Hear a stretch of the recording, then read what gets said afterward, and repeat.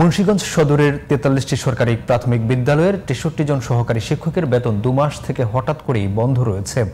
কোনো ধরনের নোটিশ ছাড়াই উচ্চতর গ্রেড সংক্রান্ত জটিলতায় এমন সিদ্ধান্ত নেওয়া হয়েছে বলে অভিযোগ শিক্ষকদের। বেতন বন্ধ হওয়ায় চরম ভোগান্তিতে পড়েছেন তারা। মুন্সিগঞ্জ প্রতিনিধি শহীদী হাসান তুহিনের তথ্য ও ছবিতে আরো জানাচ্ছেন মাহিমা হোসেন।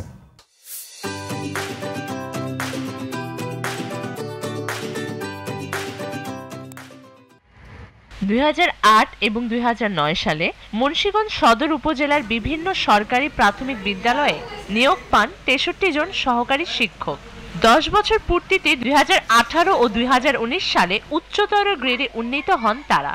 সেই অনুযায়ী নিয়মিত বেতন পেলেও হঠাৎ কোনো রকম নোটিশ বা লিখিত নির্দেশনা ছাড়াই গত অক্টোবর মাস থেকে বেতন বন্ধ।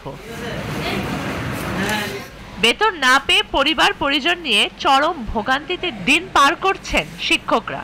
আমরা যখন জেলা শিক্ষা অফিসারের নিকট যাই তখন তিনি বলেন যে এজি অফিসের একটি পত্রের আলোকে আমাদের বেতন বন্ধ করে দেওয়া হয়েছে। আজকে হুট করে বন্ধ করে দিল, তখন আমাদের অবশ্যই নোটিশ করা উচিত ছিল, কিন্তু আমাদের নোটিশ করে না। শিক্ষক পরিবার আছে, তাদের সন্তান সন্তান লেখাপড়া করে, তাদের টিউশনি আছে, স্কুলে বেতন আছে, আমাদের বাড়ি ভাড়া আছে, এগুলো আমি কিভাবে নির্ভর করি? বেতন বন্ধ হয়ে যাওয়াতে আমার স্বাভাবিক কার্যক্রম ব্যাহত হচ্ছে, আমাদের সন্তানদের খরচ আছে, পড়াশোনা করছে।